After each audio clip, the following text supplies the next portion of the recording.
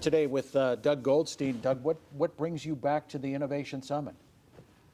Well, Stan and I go way back. So I wrote the first book on e-healthcare published in 1999 worldwide. Wow. And Stan says he still has it on his shelf.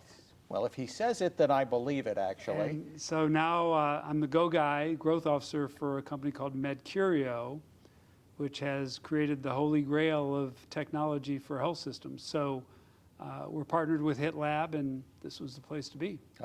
So tell us more about this innovation. What does it do? So our founders were the innovation team.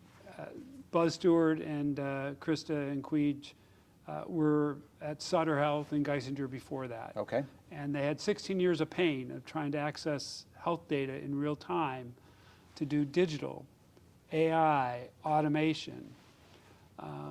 So today, health systems are stuck having to use human cache coders, writing individual APIs to do patient support, to do our remote, RCM, patient referral. So we have 5 pillars of automation that he's going to be talking about today at 3:30, from back office efficiency to patient support services. And with each of those pillars, there's use cases. So we have 6 health system clients today, and that's scaling rapidly, but they're major health systems, so they have over $100 billion in revenue. And there's over 85 use cases across those 5 pillars in development. And our projections say with the first tier of automation that a $6 billion health system could save $300 million a year while improving patient care and reducing clinician burnout. So look, if we were going to build a website, would we hire humans to code it like we did 25 years ago? No.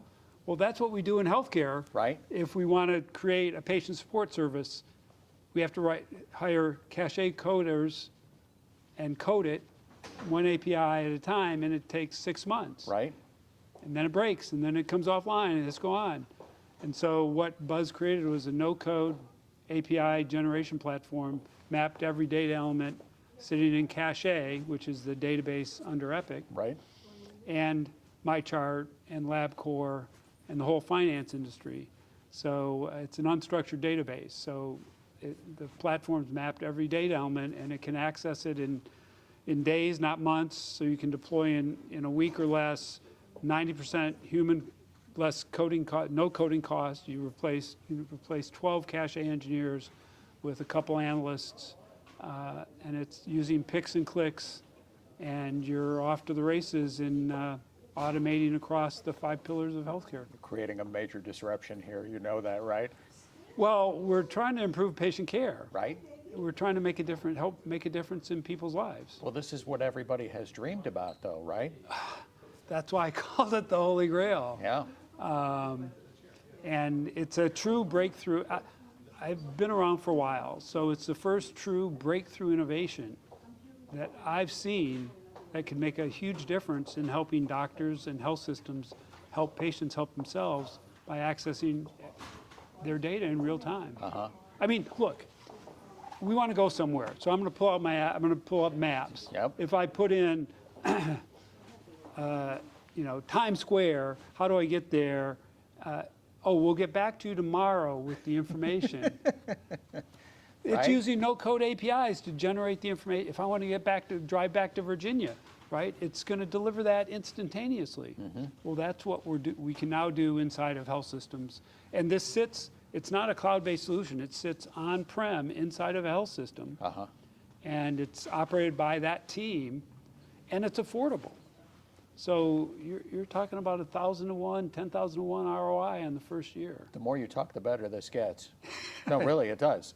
And it's interesting to me because a year ago at this event, everyone was talking about AI and its potential for change, but nobody was really doing anything with it. I mean, they were tinkering with it, and now you dump this on the world. This is a really big deal.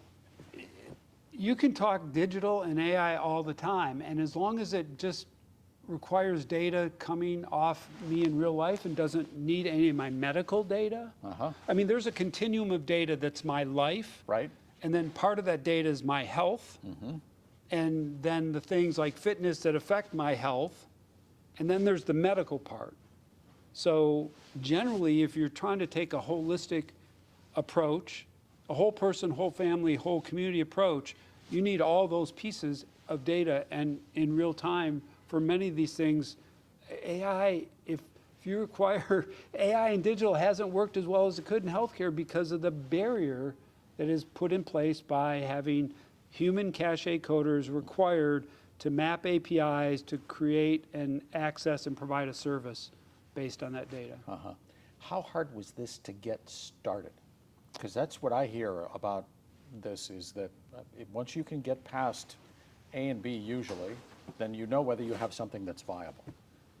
Well, he lived 16 years at Sutter and Geisinger, and he came out right before around 2000, and we're part of the AMA's Health 2047 Venture Studio. Okay. And so we have seed funding from the American Medical Association, United Health Group, as part of that initiative. So we're early in the journey, but it was, you call it a 20-year journey, right? Because Buzz is a epidemiologist, PhD by training, spent a number of years at Hopkins. He had a first exit when he automated and accelerated phase 3 clinical trials. And then he went into health systems.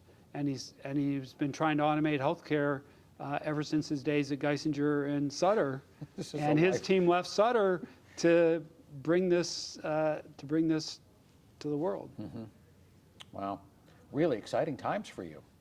Oh yeah, I've been on the forefront of a lot of innovations, but when the innovation is blocked by the inability to access data, we won't.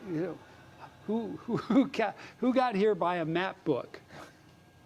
Or who printed it out off MapQuest, going back 20 years. Right. But we've got health systems stuck in there because the EHR is only the front end. All the data is sitting in cache, which is InterSystems product. And it's an unstructured database. Yeah, so we can... This is the only mapping. We make maps to go places. True. And this is the only map of the entire data structure that 70% of the health systems in the country are managing patient care with. So we can finally kiss the fax machine goodbye? Is that pretty much it? Well, that's a different issue. Right. Okay. All right. Well, somebody's probably working on that too. Right. But this is. So, back to your question, why I'm here, because we're partnered with Medcurio to help bring this to market. We're the only company that's talking about automation as an essential. Look, I've given over 200 talks, and I open talks, and some talks I first asked if there's any health plan people in the market audience, but I say, I've got $1 to spend on healthcare.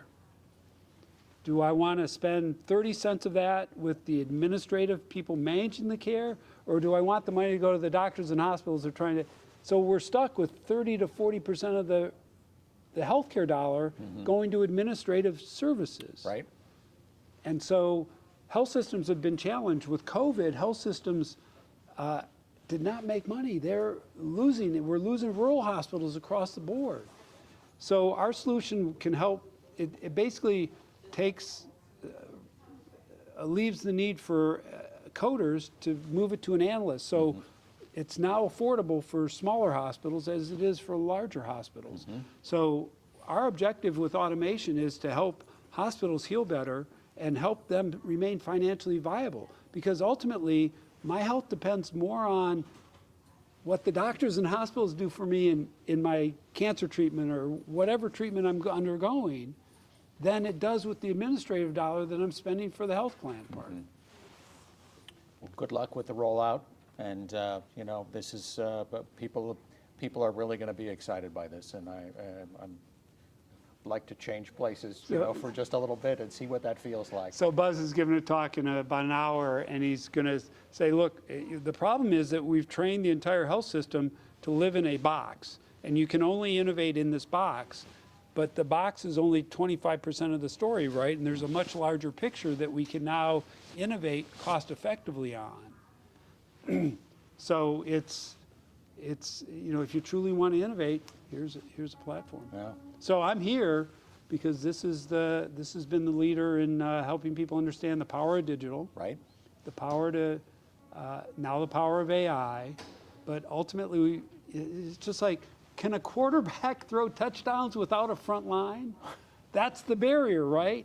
So in order to break through, you've got to have pass rushers to get through to get that quarterback. And so we're breaking down the barriers that have been imposed by 15-year-old technology. Yeah, you're setting new boundaries. Right. Yeah, yeah. Well, best of luck moving Thanks. forward. Thanks, Doug.